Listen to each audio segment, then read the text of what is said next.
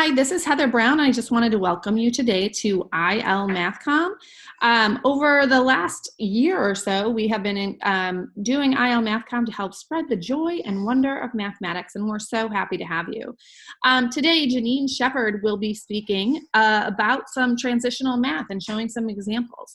Thank you to Samantha Leave and Angelique Hamilton from ISB who also have joined us and may be able to answer some questions later on. So right now, I'll go ahead, Jeanine, and let you take it over. All right. Well, thank you, everyone, for coming today. And we're going to be discussing some of the instructional shifts that we really want to see in our transitional math classrooms. But this is task-based instruction. This is a shift that we ideally want to see in mathematics from kindergarten through 12th grade. We really want rich, engaging, rigorous tasks across the board, and we want this to be the norm in our math classrooms. So we've been encouraging this from the bottom up, and now with transitional math and the PWR Act, we're now encouraging it from the top down. So we're going to start by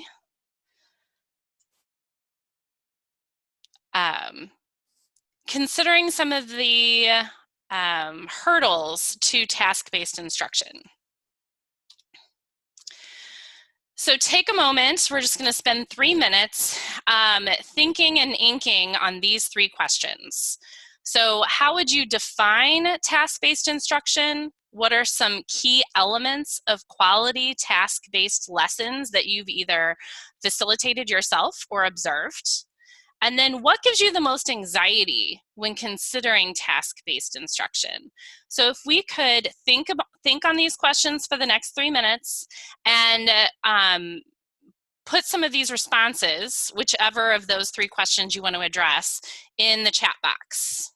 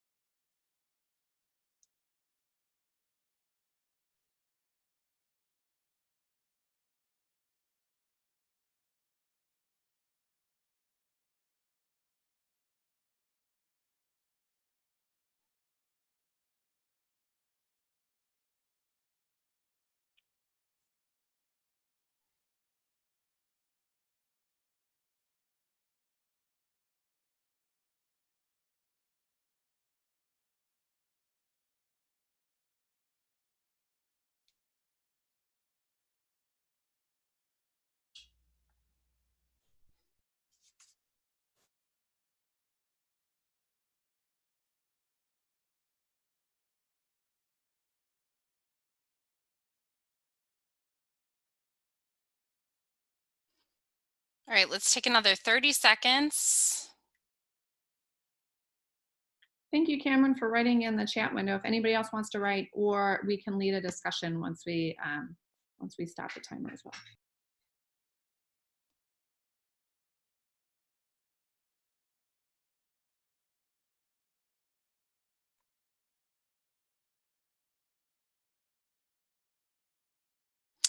How is their writing showing up on the, can you see that? I can, it says 3 students. I don't know what it's from. I thought it was you. Nope. What happens if it's you go? It's kind of like Pear Deck where other people can manipulate the screen that we see in the middle though. So that might be the case. Huh. That's interesting.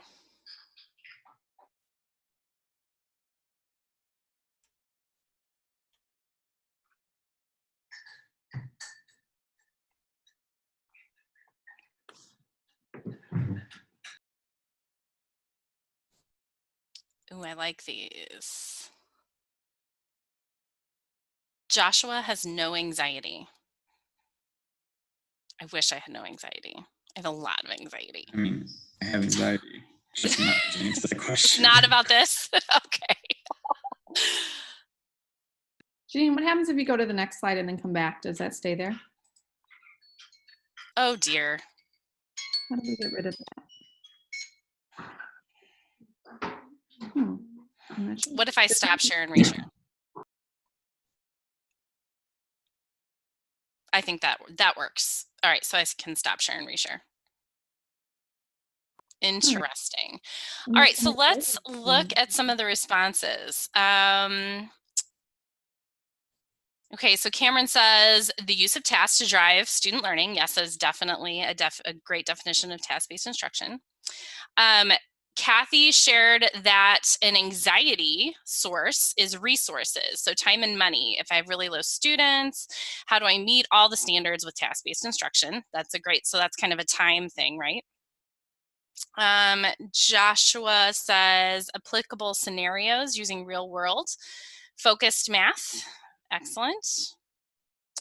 Lisa, I would define task-based instruction as giving kids an opportunity to explore math in a more realistic scenario. Excellent. Realistic and relevant. I want to push relevance. Like, we have to figure out a way to make these real world situations relevant to a high school student or middle school student's life, right? Differentiating for students at different levels, absolutely. Relatable scenarios and realistic models, yes. How do you guide instruction and meet kids where they are while creating rich tasks? So we can talk about that. Multiple entry points, that's an important piece, yes. Using situations from real life to drive instruction with the goal of creating a product to show learning.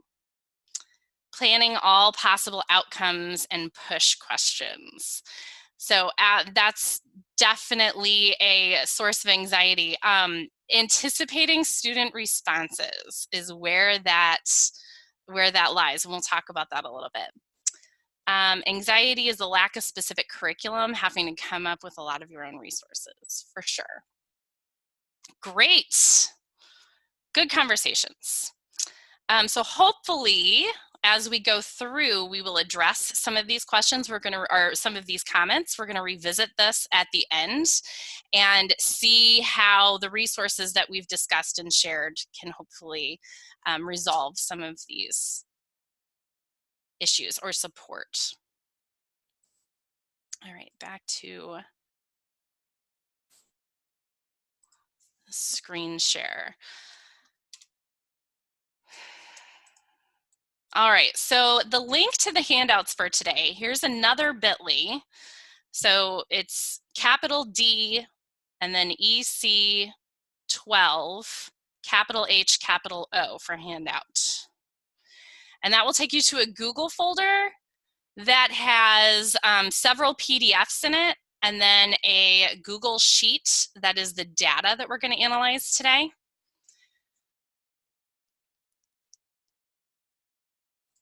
And I put that in the chat window if you didn't copy it. Oh, thank you. And you can just click on it and it'll take you right to the folder.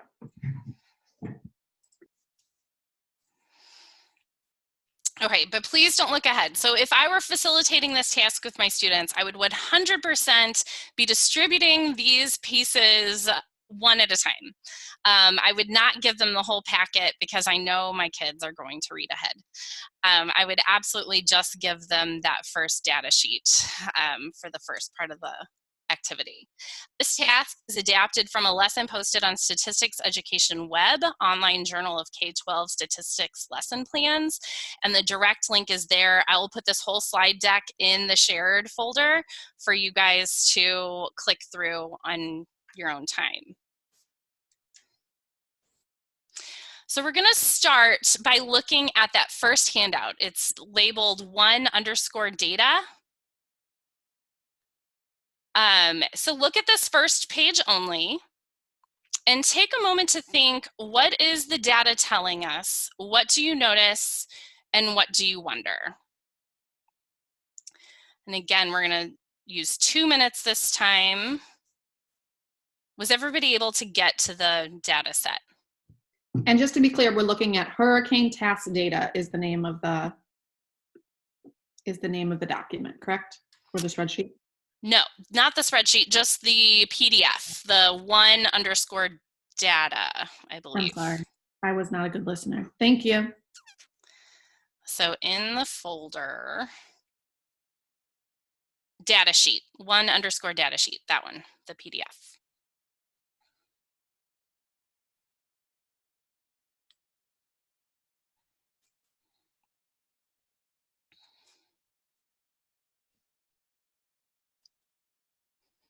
And you can go ahead and drop your noticing and wonderings in the chat box again.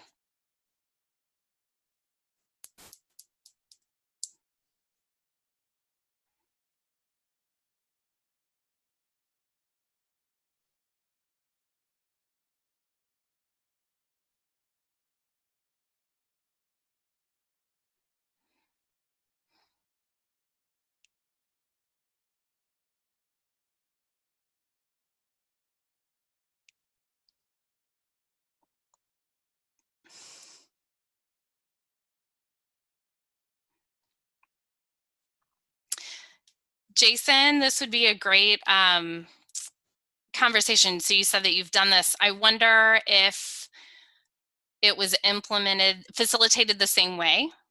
So we can talk about different strategies on how to do the activities.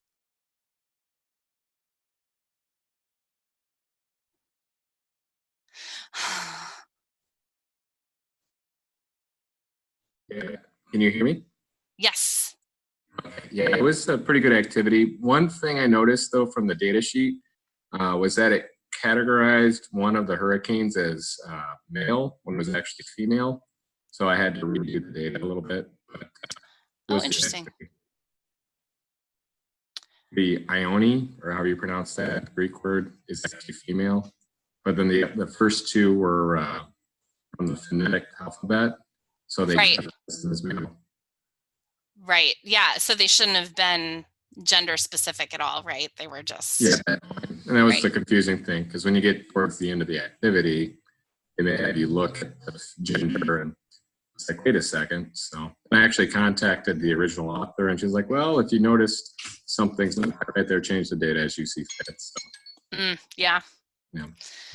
Yeah, I actually have all of these data points in a Google sheet, so we can fix it in there for classroom use so that it's correct there. Mm-hmm. Okay, let's look at our noticings and wonderings.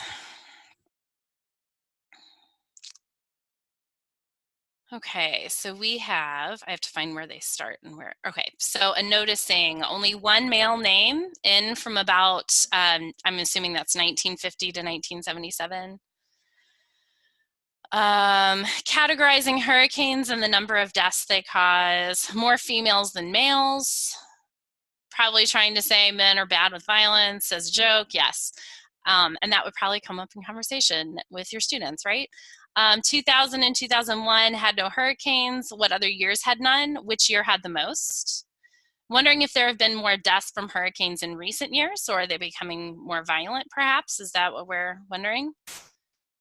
Why do names repeat? No consistency with reappearances at first glance. Why were Katrina and Audrey removed? Why do they have to be names? Why couldn't they have used objects? That's an interesting question. Why were the two hurricanes removed from the data set? Do male or female hurricanes have higher deaths? What are the evacuation times? And are tornadoes like this too? Are these hurricanes only landfalling? And what about the ones that stayed out on the ocean? Good job noticing and wondering. Which hurricanes are larger? Great. So the next step in the activity, and some typical noticings and wonderings that we would get, that I get when I have facilitated this in the past. Why do we give hurricanes names at all? Why does gender matter in naming a hurricane? Why are there male and female? Why were Katrina and Audrey removed from the list? Is every hurricane on this list? What qualified each one to be included? and there were almost all female names until 1979. All right, so our next step is to read the article, Are Female Hurricanes Deadlier Than Male Hurricanes? As you read, note any answers to the questions that we have posed. So we're going to take a minute to read the article. It is handout number 2 in the Google folder. So it says 2_article PDF.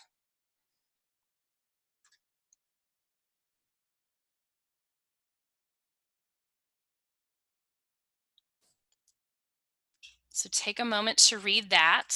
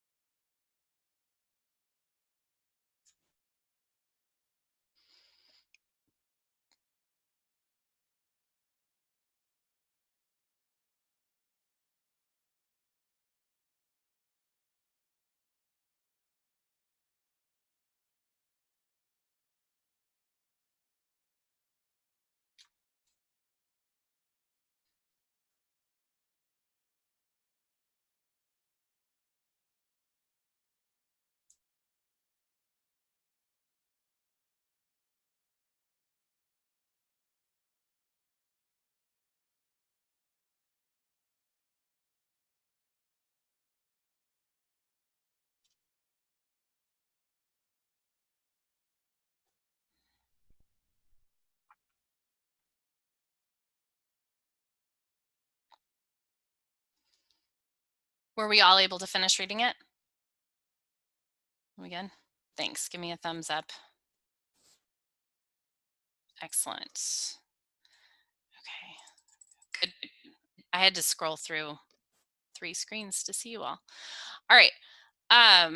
Perfect. So if you want, let's go ahead and unmute ourselves and have a conversation about this. Let's talk, and I'm going to stop sharing my screen so that we can see each other.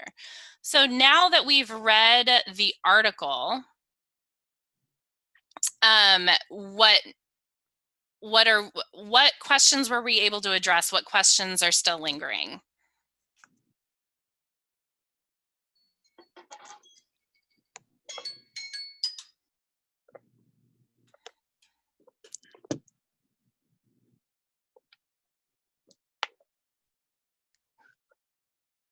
Again, to unmute yourself, it's in the bottom left corner of the screen. If you hover over it, you'll see your microphone and just mute or unmute.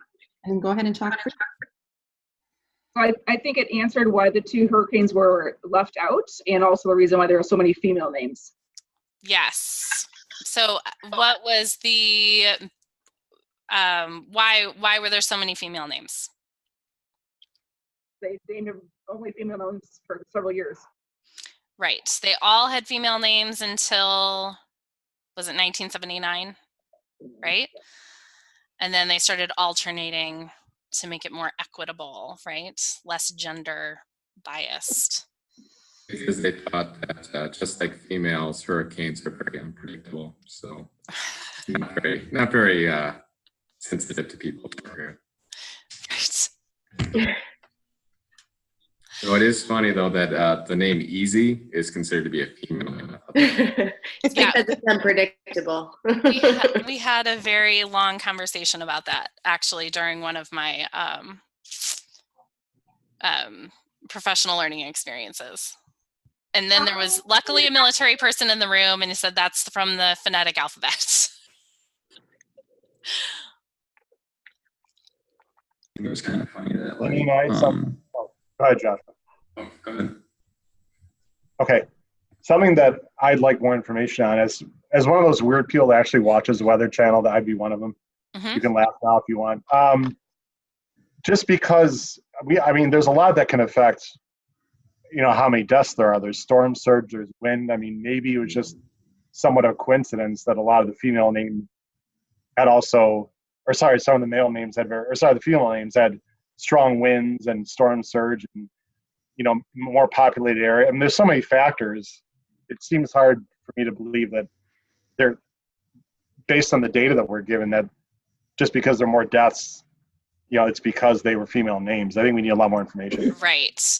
Logically, we want to reason that that can't be right, that the female hurricanes could not possibly be more deadly.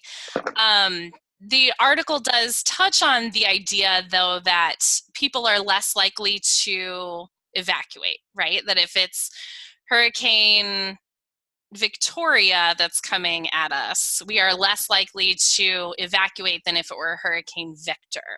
So that's what we want students by the end of this conversation to land at, is I wonder, like, are people, would that influence whether or not someone evacuates, and then therefore increase the death toll. So we're just kind of validating the data that was used by the article, right? We want to look and see if there is a significant difference. Let me share my screen again. This is a lot easier to do live. Okay, so what is the main question? Share. That we are compelled, back. There we go. What is the question we are compelled to answer based on the data and the text?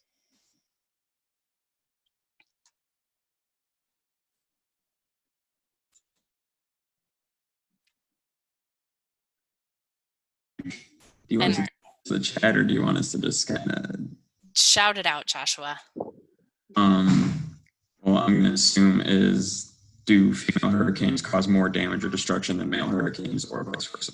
Right. Are female hurricanes deadlier or not?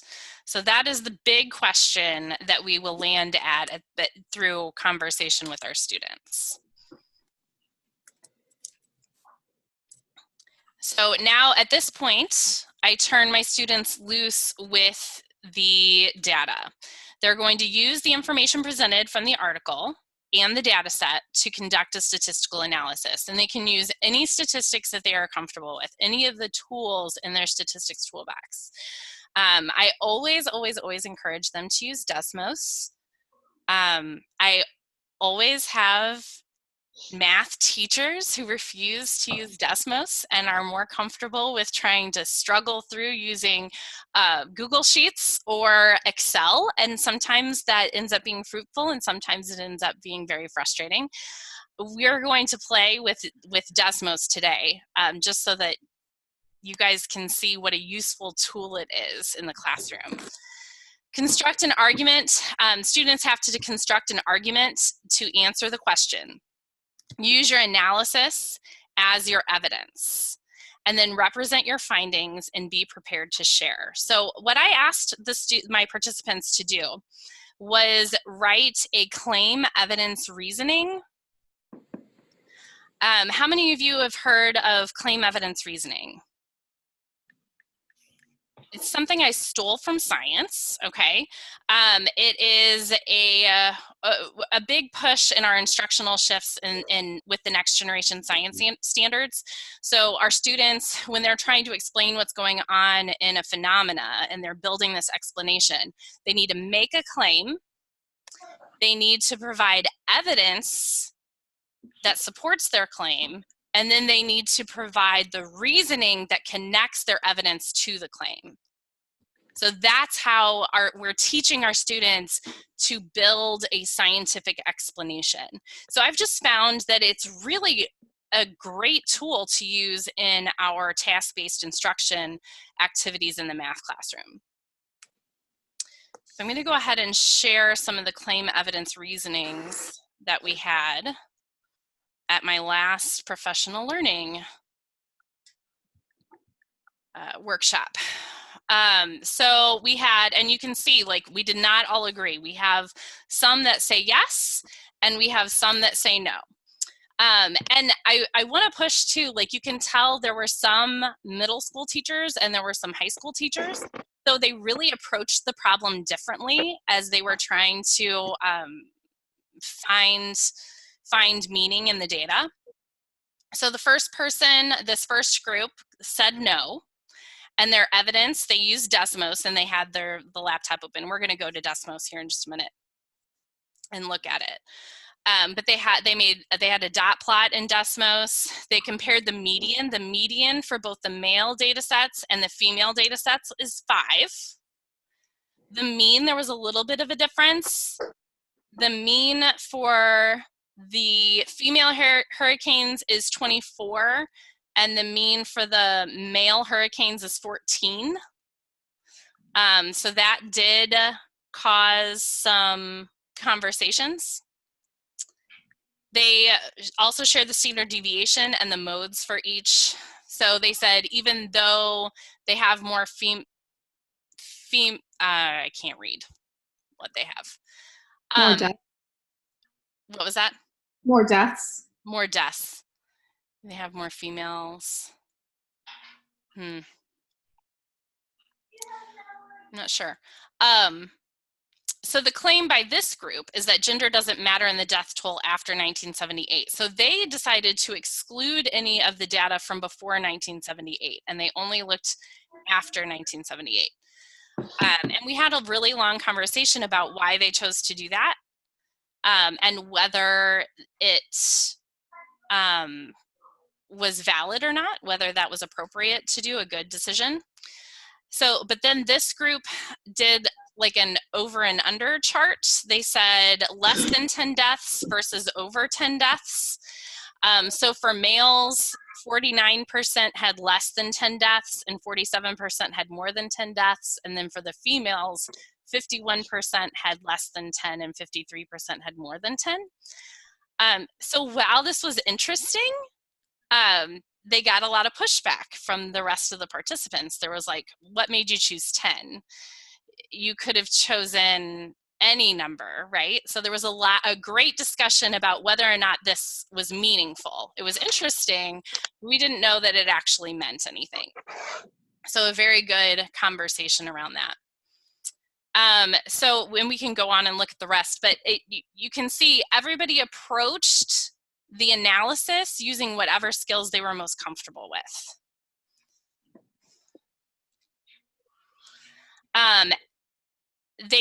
After they worked in groups and they made their claim evidence reasonings that they shared publicly, you can do a gallery walk. So I've done this where each group posts it on the wall. We walk in groups around the room, leaving comments and questions on sticky notes to review each other's data and claim evidence reasonings to say, you know, why did you make these decisions? Or I agree or I disagree. Or I've had each group present their data publicly and then entertain the questions from other groups. So answering, you know, for themselves, defending the choices that they made, and listening to the comments that are offered by the other groups. Either way, it's facilitating intentional discourse. There's also an extension opportunity that is very meaningful with this activity, where it's an anonymous survey that you do at the beginning. So half of the data sheets say, would you evacuate from a hurricane named Victoria, or would you evacuate from a hurricane named Victor? The students don't know that there's two, so that there's two different surveys. So the students are just answering honestly if they would evacuate if this hurricane was coming at them and it happened to be named Victoria or Victor.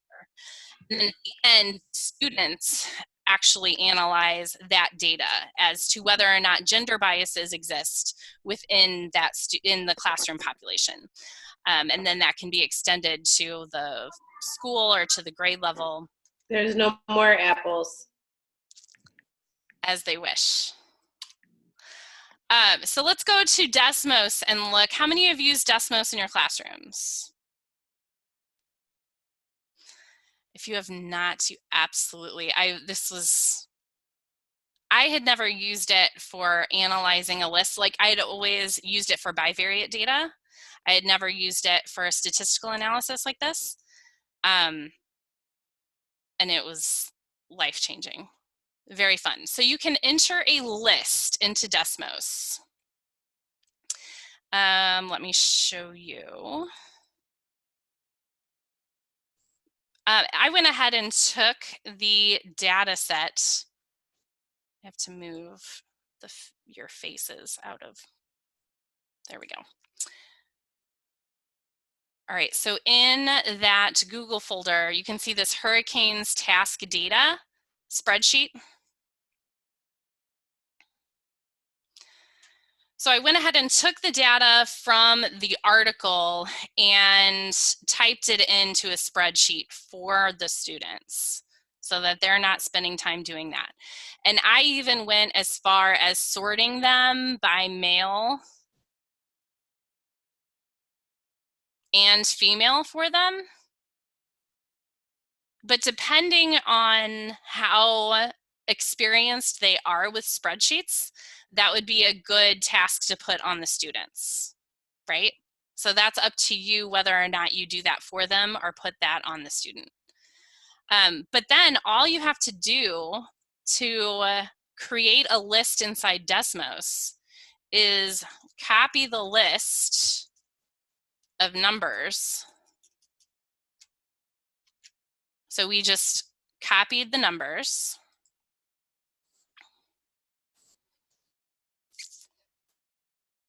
And then in Desmos, I'm gonna make a new line. You just type, like this will be list number 5, and then equals, and then Control V, and it pastes your data in, and then that set is built for you. And now you can do any kind of data analysis. You could do standard deviation, you could do mean, median, and mode, you can make a box plot, dot plot, histogram, anything. Like Desmos can do it all. And what I do with my students is I turn them loose with this. I just say, you know, after I teach them how to make a list, and I show them like maybe one function on their own, then I show them the help center, and I say, if there's a statistical analysis that you want to be able to do, just type it into the search, and it'll find it for you. It'll find the code that you need to be able to type in. All right, so let's look. So I made a box plot of the data. This is the whole data set. So this is male and female combined. And then you can compare that to a box plot of just the male names and a box plot of just the female names.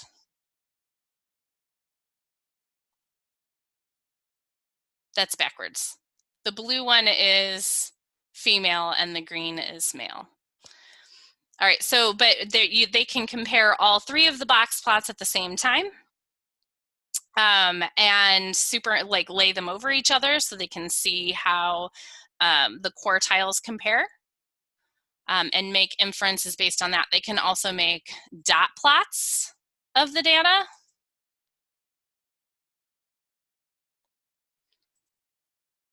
And histograms.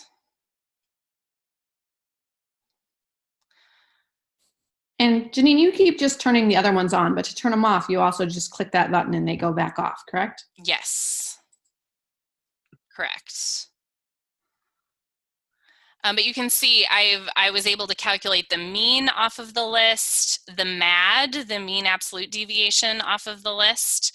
So if we were going to facilitate this activity with middle school students, which we could, it might be a little much, a little heavy for them, but they might approach it with that mean absolute deviation. Whereas high school students might be looking at the standard deviation, right? Because that's the language that they're most used to and comfortable with at that point in their education.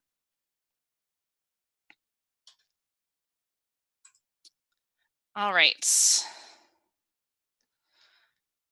And then giving them the opportunity to crunch the numbers from their own data from the anonymous surveys to see if a gender bias exists within their own class.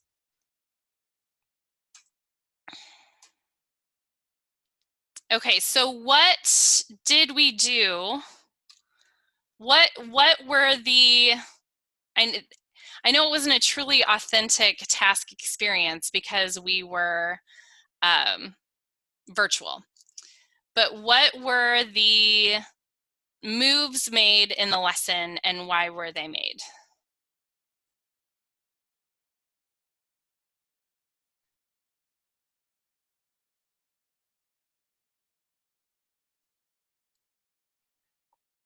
I'm going to stop sharing my screen so that you can see.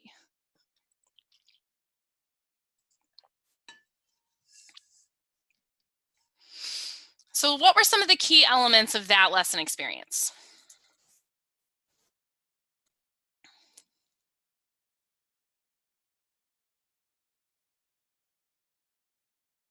Or what was unclear due to the way I facilitated it virtually? With the noticing and wondering, you allowed us to kind of come up with what the question was going to be rather than telling us what we were going to do. Absolutely. Absolutely. And I love how inclusive notice and wonder activities are. So when I do notice and wonder with my students or with during professional learning experiences, I write down every noticing and every wondering. So depending on the size of the group, if the group is 20 participants, I'm going to write down every individual noticing and wondering. If I have more than 20, I might have them think, ink, pair share, and then do a whole class noticing and wondering after they've kind of discussed in small groups a little bit. But I'm going to validate everybody's offerings during that time. You also, when they were analyzing the data, it wasn't guided at all. They had to determine what they were going to analyze and whether they're finding the mean or something else. Right. Absolutely.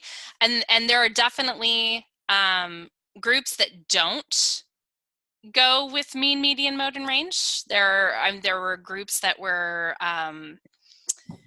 going in the histogram direction, right, instead. Good point. I want there to be differences in what the groups decide to do with the data and how they present it.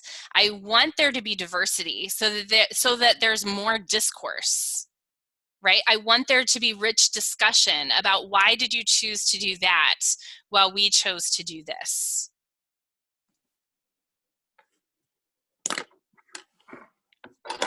What else? Provide students an opportunity to kind of build confidence too, because then you're not doing one wrong method or one right method. Everybody's method is equally viewed as important or valuable. So that really helps students, especially for students that tend to be on the lower end. Absolutely. Yeah, if they've struggled in math in the past, or if they're in the transitional math program, right, that 4th year of math, they've been deemed as not college and career ready, right? They've been identified as not college or career ready. So there's a higher chance that they are going to have some anxiety regarding math. And we want to make sure that we make this as accessible to them, lower their anxiety. I think one of my favorite things about this task in particular is there's like 3 activities before they're even doing math, right? We have the notice and wonder, we have the reading the article, and then revisiting our noticing and wondering. We did 3 things before we even got to crunching numbers. So, and our mathematically minded students might already be thinking about the math when we're noticing and wondering. But the student that isn't as inclined to math or as comfortable with it, has a little bit of time to just be comfortable in the class, right? And really invest in the context, and then have that piece of motivation before they jump into the number crunching.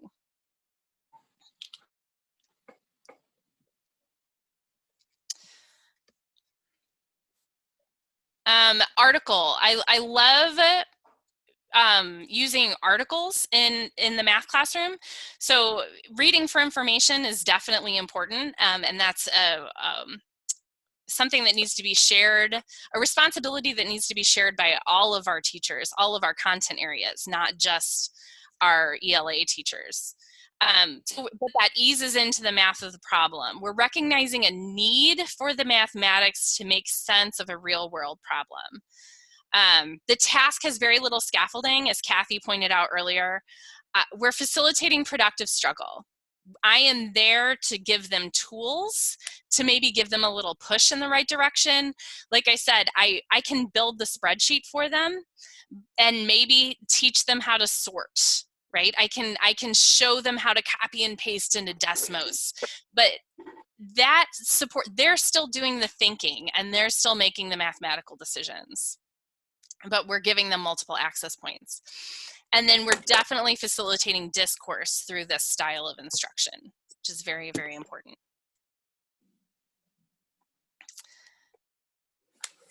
Anything else that we want to point out from the virtual experience?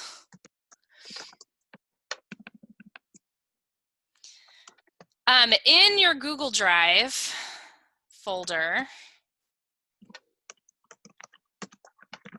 I can't minimize because I'm recording. In the Google folder, there is a document labeled resources. And on that... Do you want me to share my screen? Yes, please.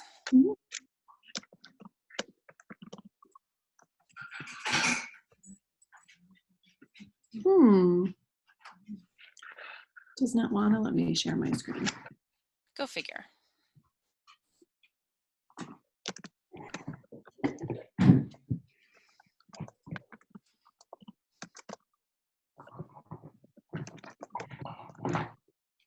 Handouts, here we go.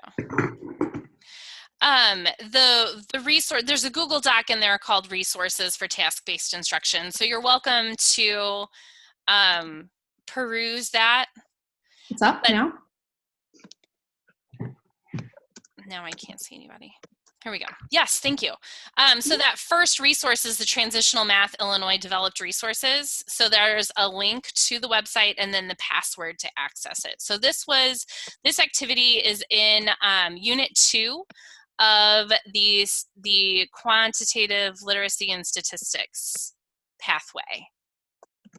So you can access that on the website. And now we are going to turn this loose for some question and answer.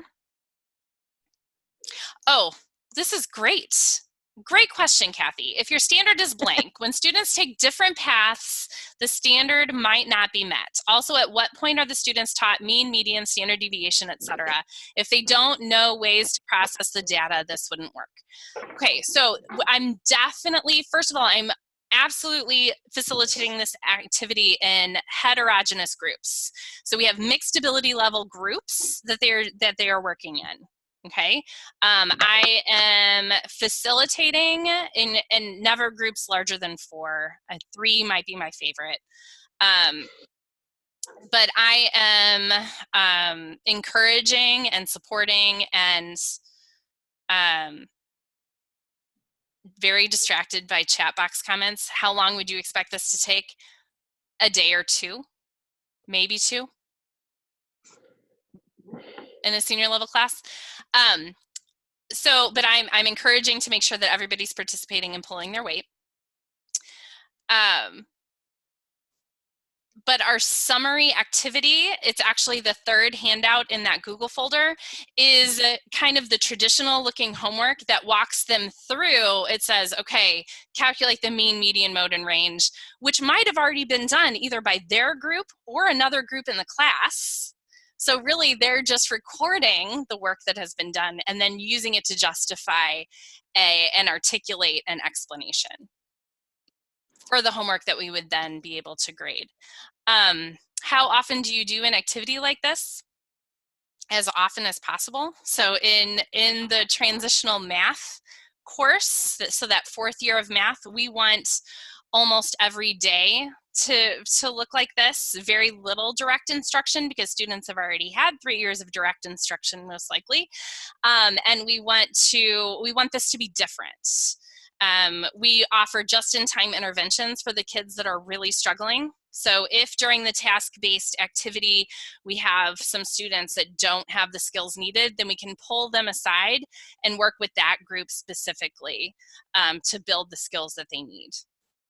Would there be a presentation aspect to the final product? Students produce a video? Absolutely.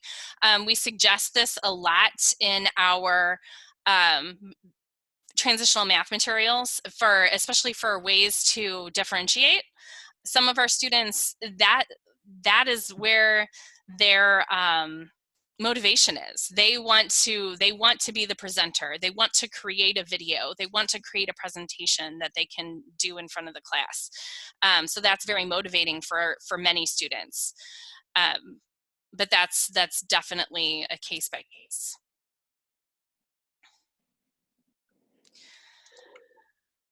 What other, did I answer the question? How often do you do an activity like this effectively? You did. You said as frequently as possible. Yeah, and I think with transitional math, you are looking at doing them probably at minimum of once a week, probably more than. Right. I would say like 90% of your instruction in transitional math would be task-based.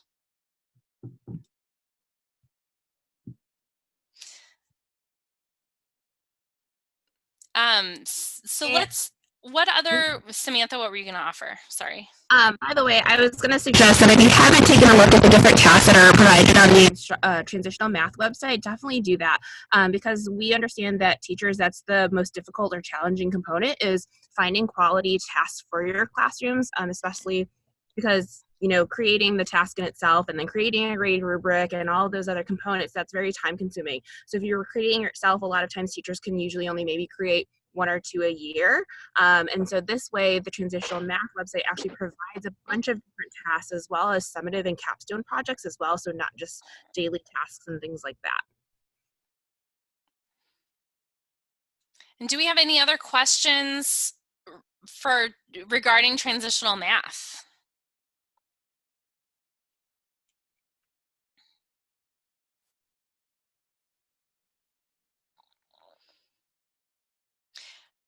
Howard and Eileen asked, how do you balance task-based activities versus basic math skills that some students don't have or need practice on? That's a great question. So again, I think that is case by case. So you definitely want to, my best suggestion would be to facilitate the task-based instruction. And if you have students that are unable to access the task because there's such a skill deficit, then do a small group instruction with them. A just-in-time intervention with the student that needs help with those basic skills. And in the transitional math resources, we offer additional practice. So where can you go for additional practice with these skills? And those additional practices might not be task-based. It might just be basic skills. And then there's also a remediation, opportunities for remediation. So there's links to different places for remediation. So it's in the access and differentiation box that is at the bottom of the implementation guide for each task.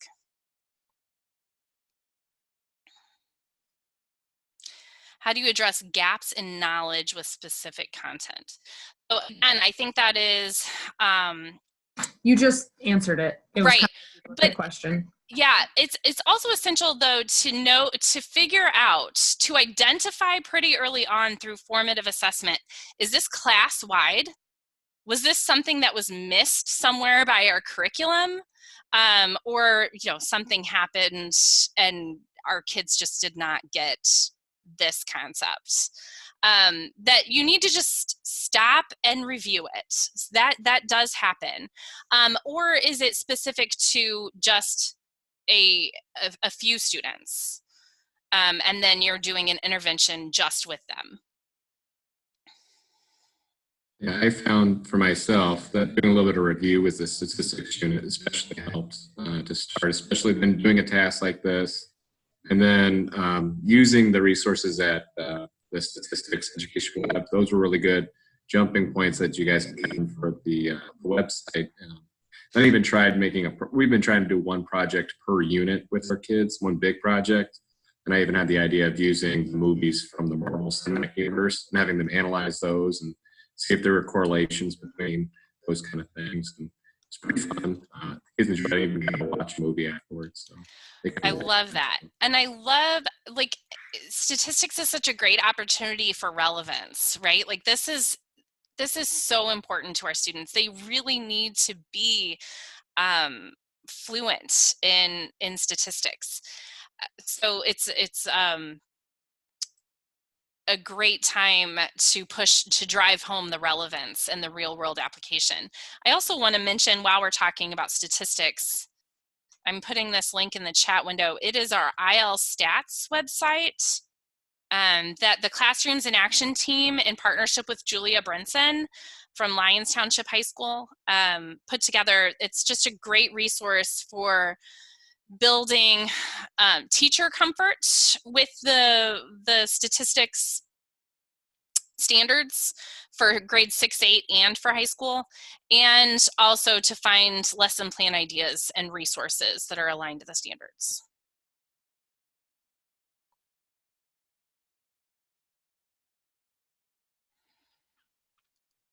Any other questions about transitional math implementation?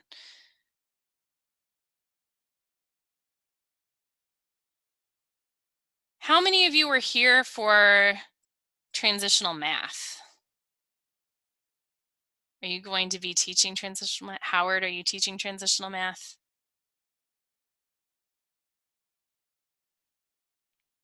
Are you teaching it already, or you're going to next year? Sorry, we're teaching right now transition to quantitative literacy. Yeah. Are you using the Illinois resources? We are. We actually just looked at them for some projects, like the job project and buying a car project that we're going to do second semester. We just did we just recently did the soccer goal project, which I think came from you guys, if I recall, building a soccer goal. But anyway, we've been doing some projects, yeah. Good. Yeah. Good. And how are the students doing with the instructional shifts? Definitely, I would say there's more interest, but the ones that are unmotivated, whether it's a task-based or whether it's, here's a worksheet, they're still unmotivated. So it's always going to be a struggle. I'm sure everyone can appreciate that. But if it grabs their interest, I mean, as seniors in high school, if you talk about buying a car or which job is best, you get a little more interest there because they're like, hey, I've got a job, etc. Right. Yeah. All right, Jeanine, I think we're going to go ahead and wrap up. We're coming up on 4:30 here, and I just want to take a moment to remind everyone to take the post survey. I put it in there again. I'd love to thank Jeanine for sharing her insight, and all of you for volunteering information and sharing your experiences in the past, as well as things that you hope for in the future. So thank you all.